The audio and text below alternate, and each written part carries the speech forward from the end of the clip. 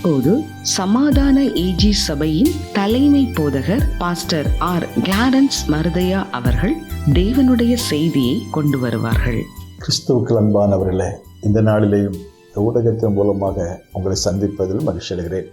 இந்த நாளிலே ஆண்டவர் நமக்கு தரக்கூடிய வார்த்தை என்னவென்றால், நீதிமொழியின் புஸ்தகம் 13ஆம் அதிகாரம் 12ஆம் வசனத்தை வாசித்து பார்க்கும் பொழுது, நெடுங்காலமாய் காத்திருக்குதல் இருதயத்தை இளைக்க பண்ணும், ஆனால் விரும்பினது வரும்போதோ அது ஜீவ விருட்சம் போல இருக்கும். இந்த வசனத்தை வாசிக்கும் போதே நமக்குள் ஒரு பரவசம். ஏனென்றால் இது மனித வார்த்தை அல்ல, தேவனுடைய வார்த்தை. காத்திருக்கிற ஒரு அனுபவம் ஒரு கடினமான அனுபவம்.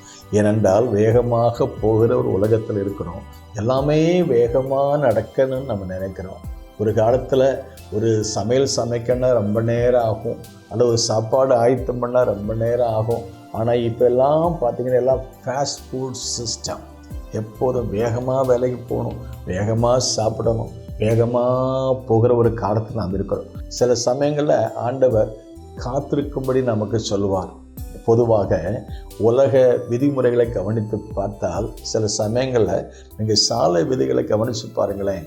வேகமாய் போகிற உலகத்தில் தான் 4 சந்துகள்லையும் டிராஃபிக்கை பார்த்தீங்கன்னா எல்லா ஊர்கள்லேயும் எல்லா பட்டங்களையும் டிராஃபிக் ஜாம் ஆவதை பற்றி வாசித்து பார்க்குறோம். இந்த டிராஃபிக் ஜாமை கண்ட்ரோல் பண்ணுறதுக்கு ஆங்காங்கே சாலை விதிகளை வச்சுக்கிறாங்க. அப்படி சாலை விதிகள் எதற்கு வைத்துக்கிறால், விபத்து இல்லாமல் எல்லாரும் அவரவர் போக வேண்டிய இடத்துக்கு சுகமாய் போய் சேர்வதற்குத்தான் சாலை விதிமுறைகள், சாலைக்குரிய சட்ட திட்டங்களை அரசாங்கம் வைத்திருக்கிறது. இதே போல் ஆவிக்குரிய அரசாங்கம் அல்லது ஆண்டவராகிய தெய்வம் நம்ம வாழ்க்கையில் முட்டி மோதி விபத்திற்குள்ள போகாதபடி நமக்கு சில ஒழுங்குகளை, பிரமாணங்களை, சட்டங்களை தந்திருக்கிறாரே. அதை குறித்து தாவீது சொல்லும்போது, உடைய வேதம் என் மன மகிழ்ச்சி என்று சொல்கிறாரே. உடைய வசனத்தை மனுஷர் காத்து நடவாதபடினால என் கண்களிலிருந்து நீர்த்தாரைகள் ஓடுகிறதுன்னு சொல்றாரு. மோசேங்கிற ஒரு மனுஷன் 40 வருஷம் அரண்மனையில் இருந்தார், 40 வருஷம் வனாந்தரத்தில் இருந்தார். ஆனாலும் அவருடைய உள்ளத்தின் ஆழத்தில் கர்த்தருக்காக வாழணும், வளரணும், அவருடைய நாமத்தை மகிமைப்படுத்த வேண்டிய இயக்கம். 80 ஆண்டுகள் அங்கே அரண்மனையில் 40 வருஷம், வனாந்தரத்தில் 40 வருஷம். அப்படி இருந்தாலும் கர்த்தர் ஒரு நாள் திடீர்னு முட்செடியிலே எழுந்தவருடைய தாய் நீண்ட காலமாக காத்திருந்தான். தேவ சித்தோட வாழ்க்கை நிறைவேது. 80 ஆண்டு கால அந்த பயிற்சி, அந்த காத்திருக்கிற அனுபவம் ஒரு நாளில் கர்த்தர் சந்தித்த போது அக்னியிலே முட்செடியிலே எழுந்தவருடைய தயை வந்த போது வாழ்க்கை மாற்றப்பட்டது. புதிய வழிகளை திறந்தார். அவருக்கு ஆசீர்வாதம், தேவ மக்களுக்கு ஆசீர்வாதம். தேவ ஜனங்களை சுமார் 25 லட்சம் மக்களை நடத்துவதற்கு மாபெரும் தலைவராக மாற்றினாரே. இதே போல ஆபிரகாம் மகிழ்ச்சி ஏற்பதற்கு 25 ஆண்டுகள் காத்திருந்தானே. கொடுத்த வாக்கு தத்தம், உன்னை ஆஸ்வதிப்பேன், பெரிய ஜாதி ஆக்குவேன் என்று சொன்னாரே. ஆனால் ஆண்டவருடைய வாக்கு தத்தம் நிறைவேற 25 ஆண்டுகள் காத்திருந்தாரே. ஈசாக்கு பிறந்தபோது மாபெரும் மகிழ்ச்சி உண்டானது. சாமுவேல் பிறந்தபோது மாபெரும் மகிழ்ச்சி உண்டானது. ஒரு எழுப்புதலுக்காக ஏங்குகிறோம், நெடுநாளாய் காத்திருக்கிறோம்.